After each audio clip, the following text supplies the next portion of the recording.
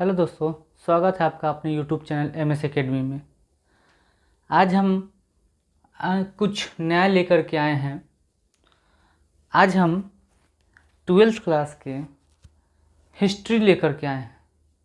History के हम आपको 10 ऐसे महत्वपूर्ण प्रश्न बताने वाले हैं जिनका बहुत ही ज़्यादा चांस होता है एग्ज़ाम में आने का। हम आपको आज वह बताने वाले हैं। उन 10 प्रश्नों को आपको ऐसे समझाएंगे जो आप बिल्कुल ही याद कर लेंगे। आपको सुन करके ही उस प्रश्न का उत्तर याद हो जाएगा, लेकिन बड़ा ही इम्पोर्टेंट होगा, बहुत ही महत्वपूर्ण प्रश्न होगा, उसे आप लोग ज़रूर याद रखें।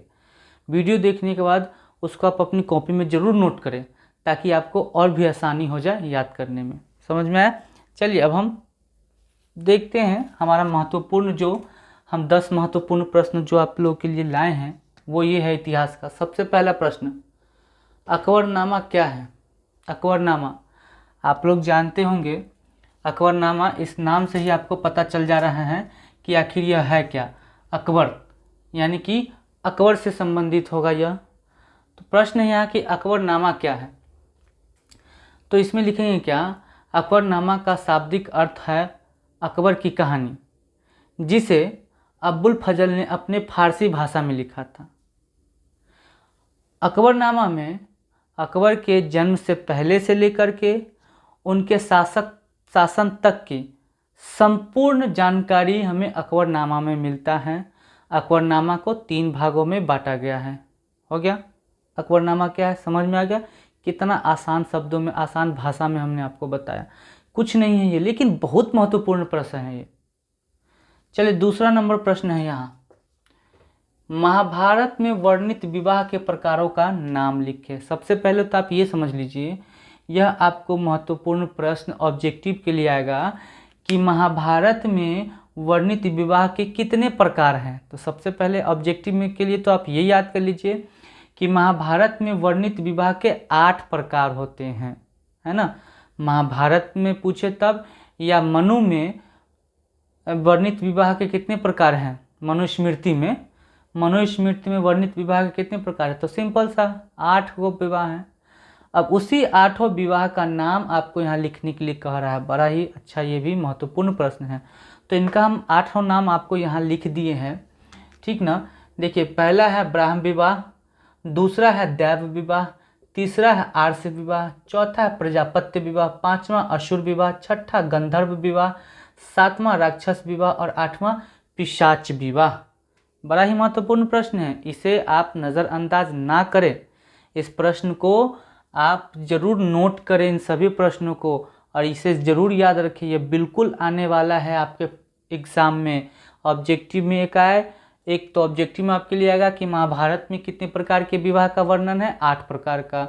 दूसरा कि जो महाभारत में वर्णित विवाह के प्रकार है उनके नाम लिखे। यह आपको आएगा 2 नंबर के प्रश्न में और 1 नंबर। टोटल इस प्रश्न से हमने आपको 3 नंबर बता दिए। इसे आप लोग जरूर याद रखें। तीसरा नंबर प्रश्न है, आइन ए अकबरी क्या है? अभी समझ लीजिएगा क्या है आइन ए अकबरी। तो आइन ए अकबरी का शाब्दिक अर्थ होता है अकबर का कानून, जिसे अब्बुल फजल ने ही अपने फारसी भाषा में लिखा है। समझ में आया? ये अकबरनामा क्या है? तो अकबरनामा का शाब्दिक अर्थ होता है अकबर का कानून, जिसे अब्बुल फजल अपने फारसी भाषा में लिखा है, और यह अकबरनामा का तीसरा भाग है। आइन अकबरी अकबरनामा का तीसरा भाग है। हो गया इस प्रश्न का भी उत्तर। कितना आसान था, अपने शब्दों में 2 लाइन में। आइन अकबरी क्या है? तो आइन अकबरी का शाब्दिक अर्थ है अकबर का कानून, जिसे अब्बुल फजल ने अपने फारसी भाषा में लिखा था। यह अकबरनामा का तीसरा भाग है। हो गया इस प्रश्न का भी उत्तर। चलिए नेक्स्ट प्रश्न है हमारा 4 नंबर, अकबर के 9 रत्न का नाम लिखिए। अब ये तो और देख लीजिए, ये तो और महत्वपूर्ण प्रश्न है। अकबर के 9 रत्न, 9 रत्न कहे के मतलब क्या हुआ? 9 मतलब कि 9, और रत्न मतलब कि बहुमूल्य चीज़। यानी कि अकबर के जो दरबार थे उनमें उनके 9 गो रत्न था, बहुत ही खास व्यक्ति थे, उन्हीं को 9 रत्न कहा गया है। तो इनमें से उन 9 रत्नों का नाम लिखना है। तो आप इसे याद रखिएगा, इनका नवरत्न है क्या, आप एक नंबर में जैसे अब्दुल रहीम खाने खाना, मुल्ला दो प्याजा, बीरबल, टोडरमल, राजा मान सिंह, तानसेन, फैजी, हकीम हुकाम तथा अबुल फजल, ये 9 हैं। चलिए अब है हमारे 5वां नंबर प्रश्न, रॉलेट एक्ट क्या है, इसे काला कानून क्यों कहा जाता है। रॉलेट एक्ट, ध्यान दीजिएगा, पहले तो याद रखिए कि रॉलेट एक्ट जो है 1919 में लागू किया गया था, है ना, रॉलेट एक्ट 1919 में। तो इसे क्या लिखेंगे, भारत में Rowlatt act sir John Rowlatt के अध्यक्षता में हुआ था। इसमें शक के आधार पर कहीं भी कभी भी किसी भी व्यक्ति को गिरफ्तार कर लिया जाता था तथा इसमें कोई अपील नहीं, कोई दलील नहीं और कोई वकील नहीं की नीति अपनाई गई थी। इसे 1919 में लागू किया गया था। समझ में आ गया। रॉलेट एक्ट क्या है, तो रॉलेट एक्ट भारत में सर जॉन रॉलेट की अध्यक्षता में हुई थी। इसके तहत बिना किसी सबूत के, बिना किसी साक्ष्य के कभी भी कहीं भी किसी भी व्यक्ति को गिरफ्तार कर लिया जाता था और उसका ना कोई वकील, ना कोई अपील, ना कोई दलील वाली नीति अपनाई गई थी और इसे 1919 में लागू किया गया था। इसीलिए इसे काला कानून भी कहा जाता है। हो गया इस प्रश्न का भी उत्तर, कितना आसान था। चलिए 6 नंबर प्रश्न है, त्रिपिटक क्या है। त्रिपिटक, तो इसमें लिखेंगे क्या, त्रिपिटक का शाब्दिक अर्थ होता है 3 टोकरियां जिसमें भगवान बुद्ध के ज्ञान से संबंधित है।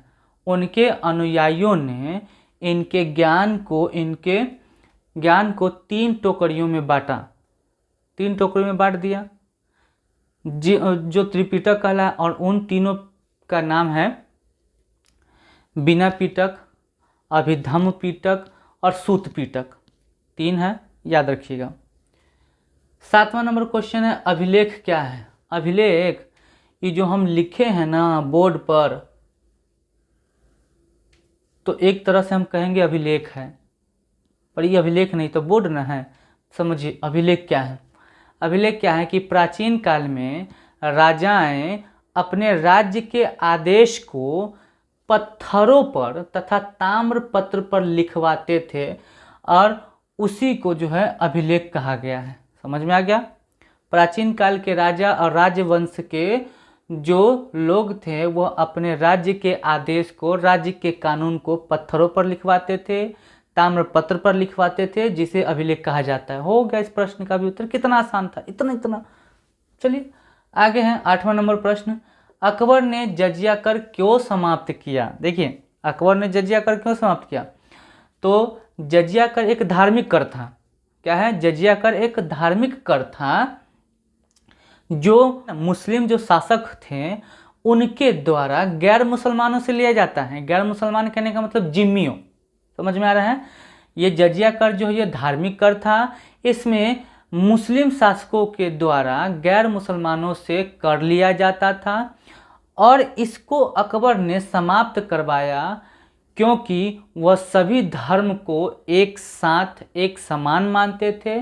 ठीक, सभी को आपस में मिलाना चाहते थे, इसीलिए अकबर ने जजिया कर को समाप्त कर दिया। हो गया। इस अपनी भाषा में आंसर लिखना है, कोनो किताब से थोड़ी छापना है, गेस्ट पेपर से थोड़ी छापना है।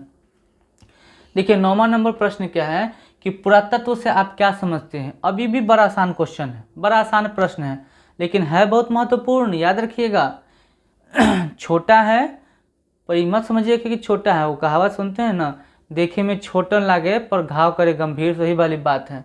पुरातत्व से आप क्या समझते हैं, तो पुरातत्व 2 शब्दों से मिलकर बना है, पूरा तथा तत्व। पूरा मतलब प्राचीन और तत्व मतलब क्या, वस्तु सामग्री। तो ये क्या है, पुरातत्व से आप क्या समझते हैं, तो प्राचीन काल में उत्खनन के बाद यानी कि खनने के बाद जो हमें सामग्री प्राप्त होती थी हम उसे पुरातत्व कहते हैं। सामग्री जैसे कि पत्थर, सिक्का, हड्डी, हो गया। समझ में आ गया पुरातत्व। अब है 10वां नंबर प्रश्न कि सिंधु सभ्यता को हड़प्पा की सभ्यता क्यों कहा जाता है? किसको? सिंधु सभ्यता को हड़प्पा की सभ्यता क्यों कहा जाता है? ये तो बड़ा आसानी भी प्रश्न है। देखिए, सिंधु सभ्यता को हड़प्पा की सभ्यता इसलिए कहा जाता है क्योंकि सिंधु सभ्यता सबसे पहले हड़प्पा स्थल पर खोजा गया था, इसीलिए सिंधु सभ्यता को हड़प्पा की सभ्यता कहा जाता है। हो गया, समझ में आया ना प्रश्न का आंसर? कितना आसान था। सिंधु सभ्यता को हड़प्पा की सभ्यता इसलिए कहा जाता है क्योंकि सिंधु सभ्यता को सबसे पहले हड़प्पा स्थल से खोजा गया था, इसीलिए इसको सिंधु सभ्यता कहा जाता है। समझ में आया ना प्रश्न? चलिए, तो ऐसे ही और भी महत्वपूर्ण प्रश्न हमारा आता रहेगा, आप उसे देखते रहें, उसको नोट कॉपी में करते रहें, या अगर अभी आप, मैं इसके लिए ज़्यादा कुछ कहूँगा नहीं, पर अगर हमारा ये बताया हुआ इतिहास का आप महत्वपूर्ण प्रश्न सभी नोट कर लिए, याद कर लिए, तो 80% आपको यह पढ़ के नंबर आ जाएगी। यह आप याद रखिएगा। आप 2 महीना में इसका बताया, यह प्रश्न बताया हुआ को पढ़ने से आप बिल्कुल अच्छे नंबर से पास हो जाएंगे। समझ में आया? तो वीडियो अच्छी लगी हो तो वीडियो को लाइक ज़रूर कीजिएगा, शेयर कीजिए और सब्सक्राइब कीजिएगा।